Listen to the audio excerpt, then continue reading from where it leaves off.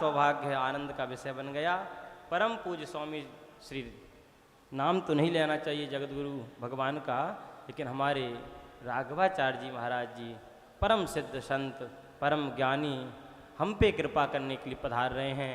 सभी लोग महाराज जी को स्पर्श नहीं करेंगे, सिर्फ खड़े होकर के उनका स्वागत कर लें। खड़े हो जाइए सभी और बड़े भाव से स्वागत करें। बोलिए संत भगवान की जय हो। मेरा तार हरि से जोड़े, ऐसा कोई संत मिले। मेरा तार हरि से जोड़े, ऐसा कोई संत मिले। हो ऐसा कोई संत मिले, हो ऐसे कोई संत मिले, हो ऐसा कोई संत मिले, ऐसा कोई संत मिले। मेरा हरि से नाता जोड़े, ऐसे कोई गुरु मिले। मेरा हरि से नाता जोड़े, ऐसा कोई संत मिले। हरि बोल। संत भगवान की जय हो।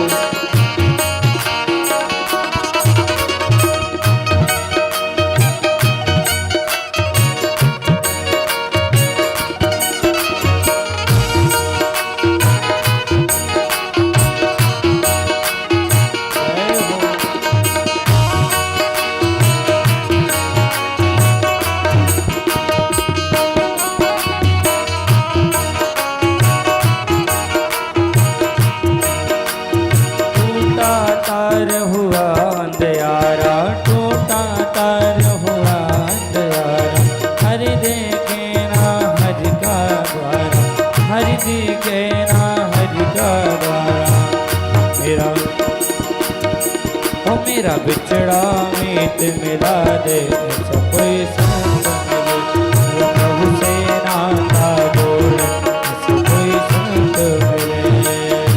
वो ऐसा कोई संत मिले, वो ऐसा कोई संत मिले। मेरा हरि से नाता जोड़े, ऐसा कोई संत मिले। मेरा प्रभु से नाता जोड़े, ऐसा कोई संत मिले। दरस के बड़ ही महात्मा, संत दरस के बड़ ही महात्मा, संत दरस के बड़ ही महात्मा। दुर्लभ जग में संत समागम, दुर्लभ जग में संत समागम। मेरा ओ मेरे मन के रसता तोड़े, ऐसा कोई संत मिला। मेरा प्रभु से नाता जोड़े, ऐसा कोई संत मिला। मेरा हरि से नाता जोड़े, ऐसा कोई संत।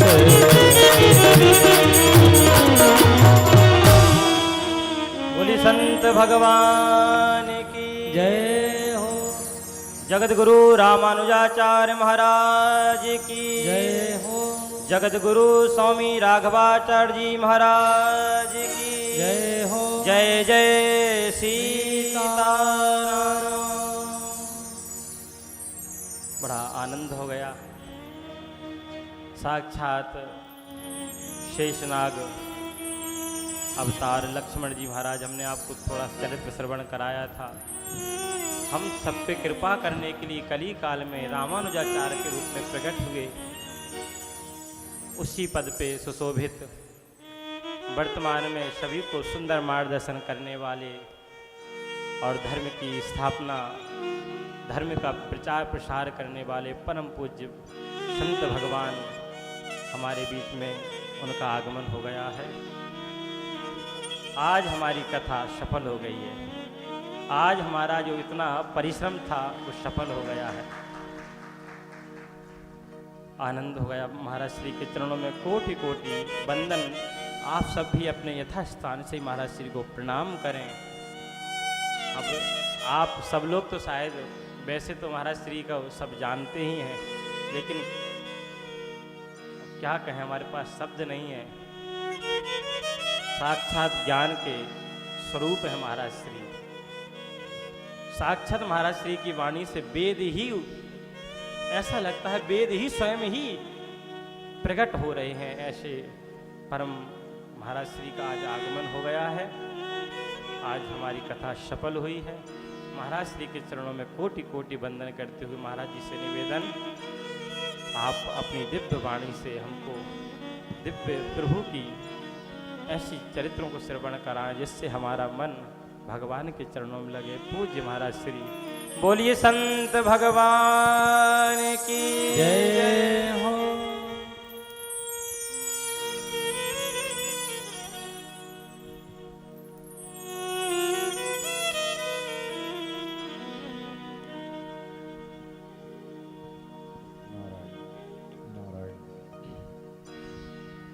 श्री सीतारामचंद्र भगवान की जय हो। थोड़ा उत्साह के साथ जय बोलो। श्री सीतारामचंद्र भगवान की जय। श्री राधा कृष्ण भगवान की जय हो। श्री हनुमान जी महाराज की जय हो। श्री अवध धाम की जय हो। सरयू महारानी की जय हो। श्री राम कथा महोत्सव की जय हो। श्री व्यास जी महाराज की जय हो। जय जय सीताराम।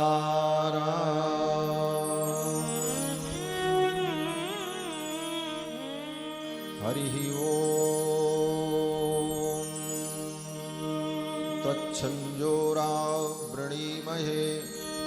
गातुं यज्ञाय गातुं यज्ञपतये दैवी स्वस्तिरस्तु नः स्वस्तिर्मानुषेभ्यः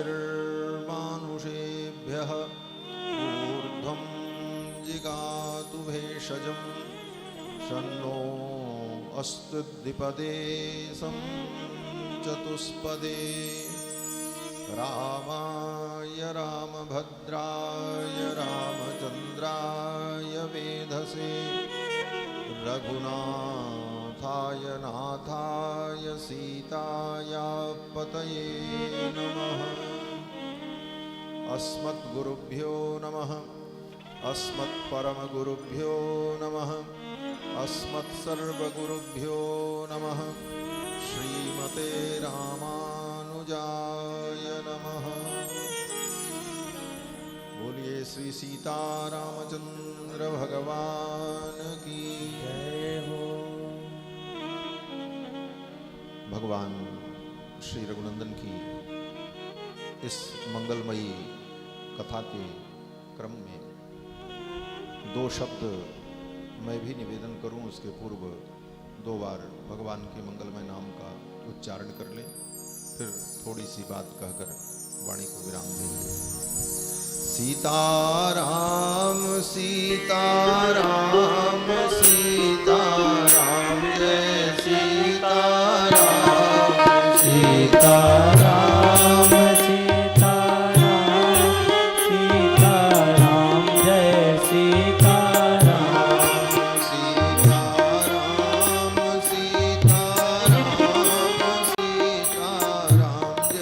सीताराम।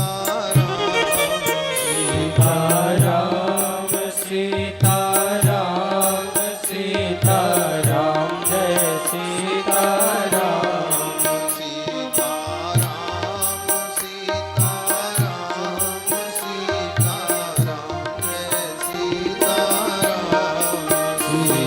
सीताराम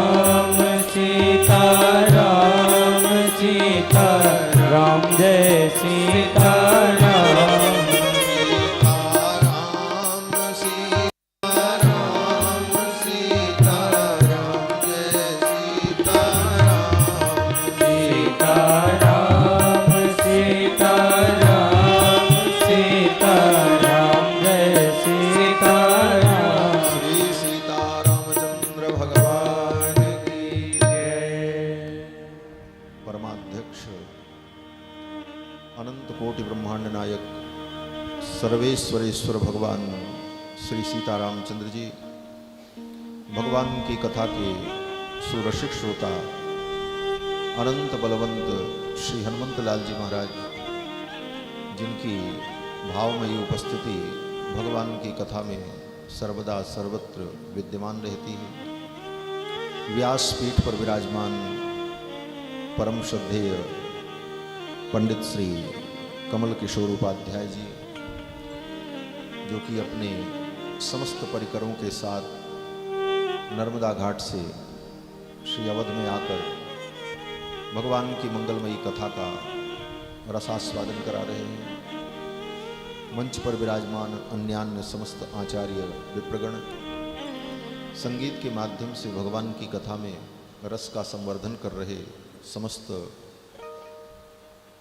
संगीतज्ञ महानुभाव, इस कथा के यजमान दंपति, समस्त श्रद्धालु भक्तगण, धर्मानुरागी सज्जनों, श्रद्धामयी माताओं, बड़े ही सौभाग्य का विषय है आप सभी लोगों के लिए कि श्री अवध धाम की इस पावन भूमि में विराजमान होकर श्री राम कथा का आप सभी लोग रसास्वादन कर रहे हैं। ये अयोध्या साक्षात ब्रह्म का स्वरूप है और सरयू मैया सगुण ब्रह्म है।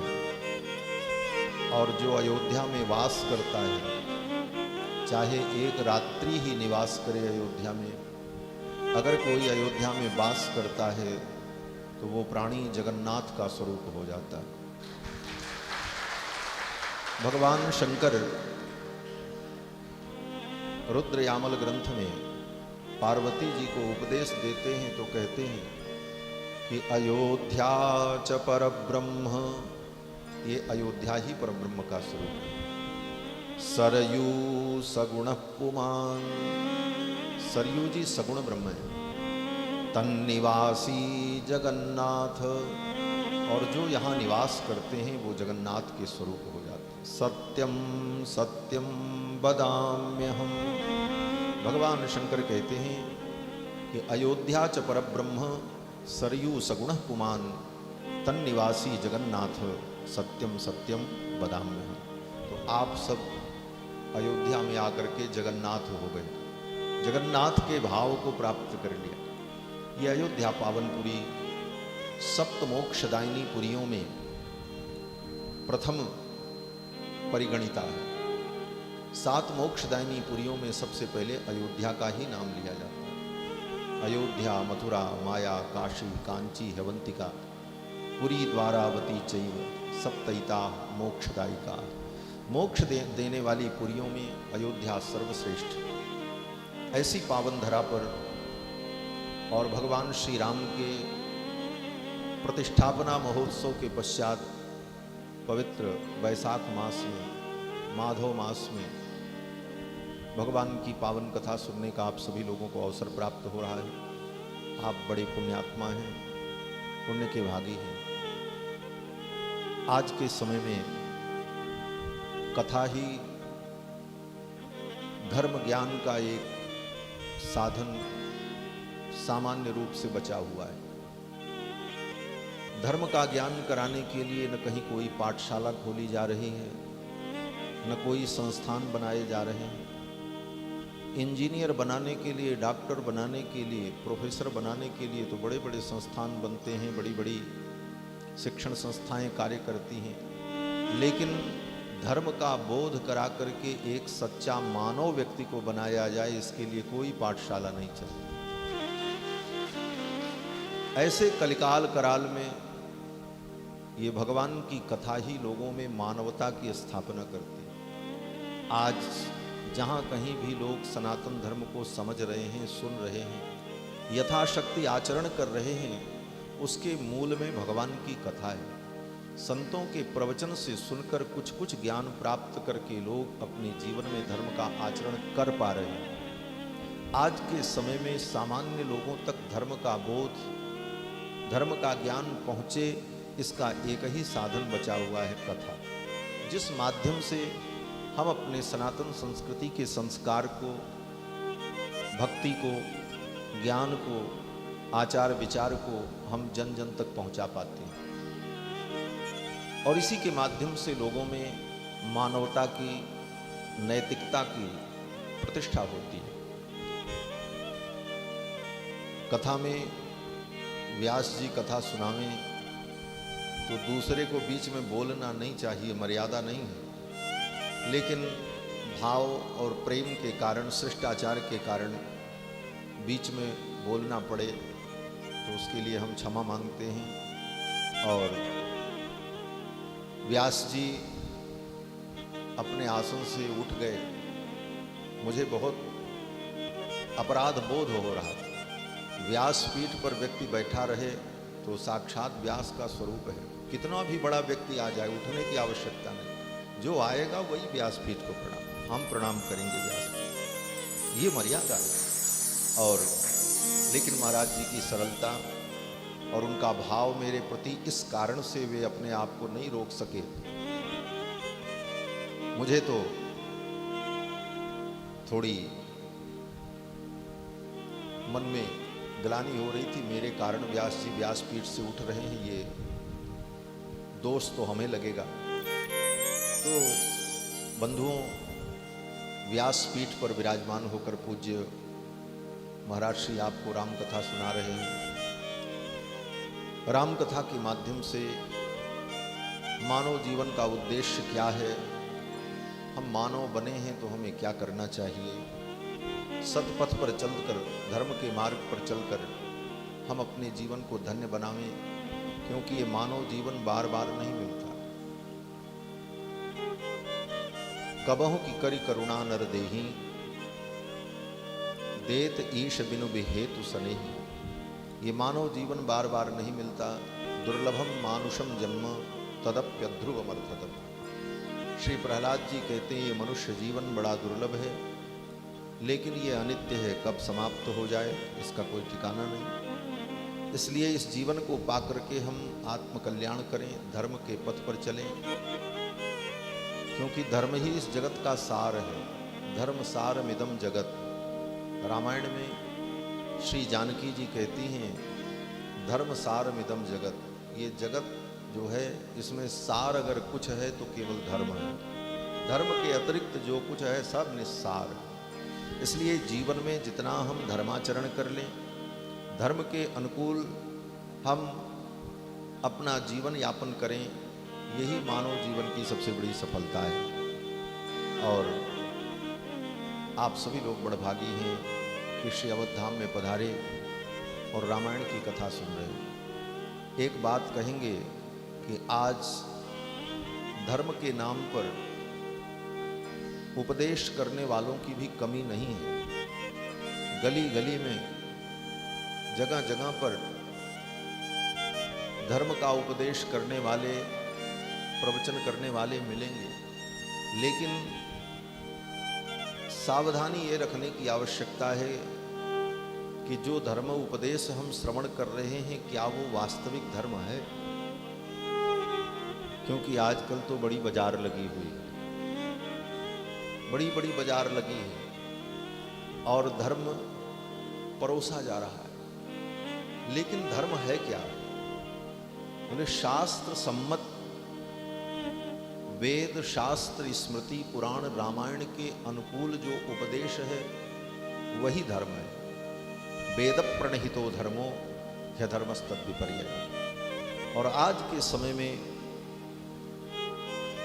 बहुत ही सावधानी से हमें धर्म को भी सुनने की आवश्यकता है। धर्म के नाम पर कहीं हम अधर्म तो नहीं ग्रहण कर रहे हैं, हम धर्म समझ करके श्रद्धा से इसे स्वीकार कर रहे हैं, कहीं ऐसा तो नहीं कि हम धर्म के नाम पर अधर्म को ही एक्सेप्ट करते जा रहे हैं। यह सूक्ष्म विचार आज करने की आवश्यकता है आज के युग में। और आज के युग में सनातन धर्म के अनुकूल, रामायण के अनुकूल, भागवत के अनुकूल, वेद स्मृति के अनुकूल, वर्णाश्रम धर्म के अनुकूल प्रवचन करने वालों की संख्या बहुत सीमित होती जा रही है।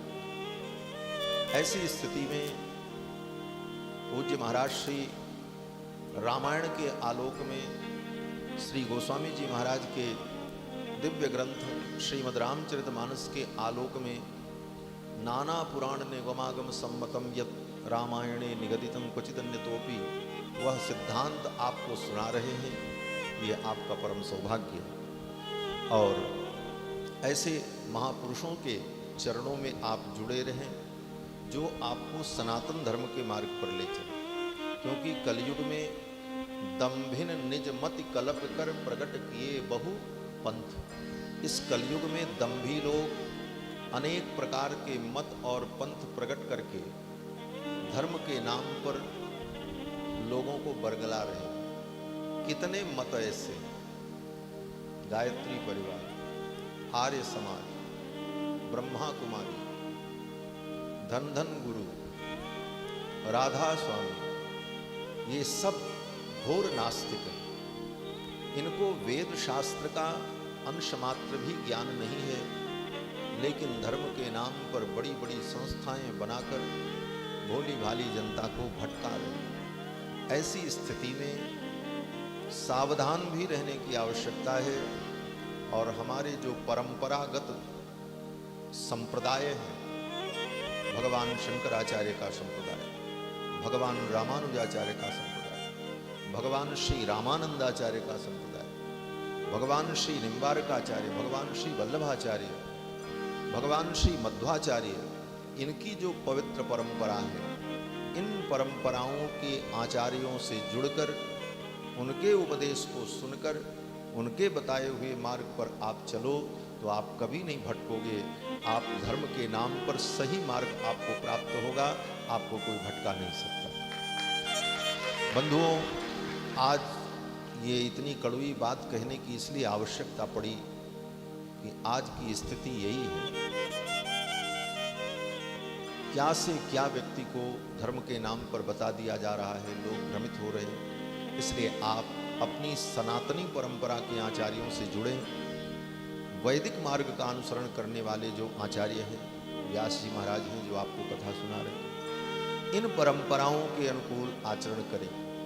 किसी का बाह्य आडंबर देख करके प्रभावित न हो। उसके पास बहुत बड़ा आश्रम है, करोड़ों उसके फॉलोअर्स हैं, इसलिए वो महान होगा, ये कोई मानक नहीं है।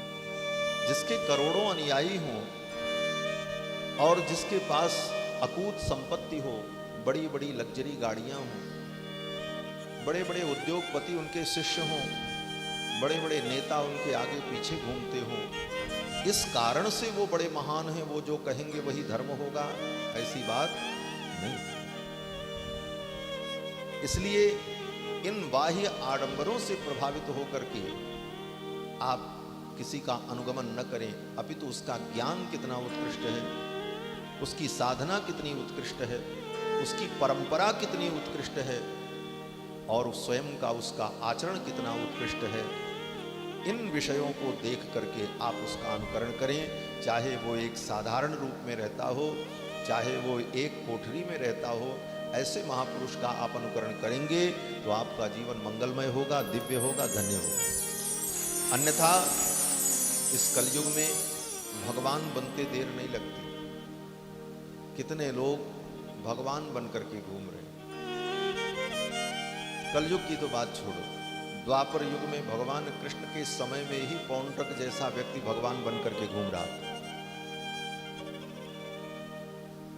और उस भगवान को, नकली भगवान को भगवान ने मारा, कृष्ण भगवान। तो कृष्ण भगवान ने उस नकली भगवान पौंड्रक को मारा तो भगवान को विष्णु वध का कोई दोष थोड़ी लगेगा। कोई विष्णु तो था नहीं, वो भगवान तो था नहीं। उसी तरह आज जो नकली संत, फर्जी संत के नाम पर ऐसे पाखंडी लोग विचरण कर रहे हैं, उनसे दूर हटने में, उनका विरोध करने में या उनसे बचने में कोई दोष नहीं है। ये नहीं कि संत का अनादर, जो संत है ही नहीं, संत के नाम पर पाखंड फैला रहा हो, ऐसे लोगों से बहुत सावधान रहने की आवश्यकता है। और जो सनातनी परंपरा के महापुरुष हैं, जो रामायण गीता के आलोक में, उपनिषद वेद शास्त्र के आलोक में आपको धर्म के मार्ग पर ले चलें, ऐसे महापुरुषों का आप अनुसरण करें, मैं यही निवेदन करूंगा।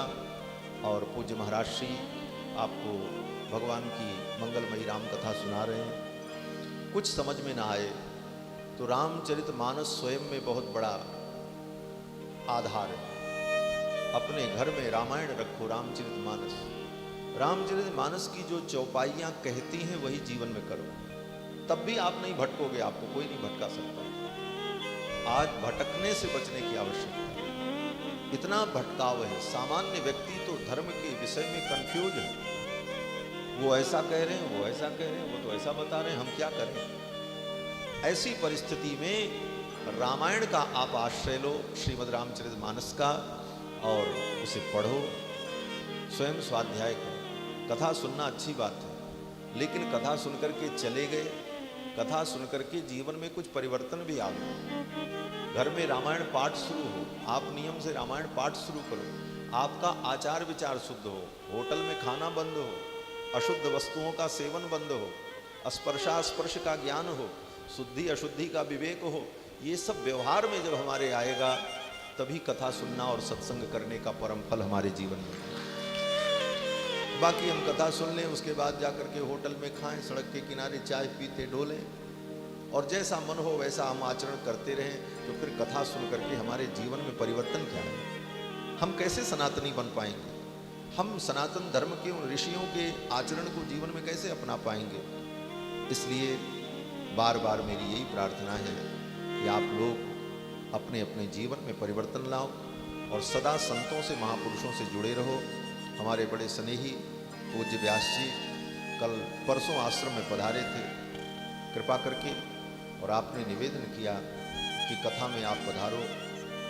तो कल ही मुझे आना था, लेकिन कल कुछ ऐसी विशेष परिस्थिति आ गई कि मैं कल नहीं आ सका, और आज भी कई जगह अभी जाना है, ऐसी परिस्थिति है, तो ज़्यादा समय नहीं। और कथा हम क्या सुनाएं?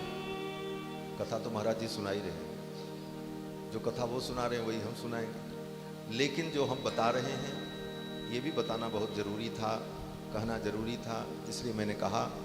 तो आप सभी लोग अपना मन, अपना चित्त भगवान की कथा में लगावें, पूज्य महाराज जी की वाणी को सुने, और मेरे कारण कथा में जो व्यवधान हुआ उसके लिए हम क्षमा प्रार्थी हैं।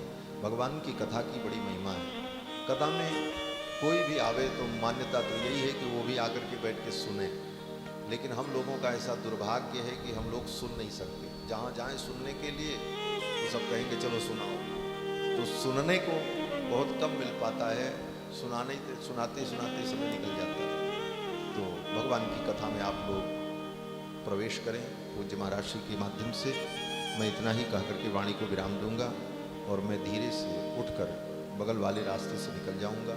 आप लोग अपने अपने स्थान पर बैठे रहेंगे और कथा श्रवण करते रहेंगे, मानसिक प्रणाम करेंगे। बोलो श्री सीतारामचंद्र भगवान की जय। श्री राधा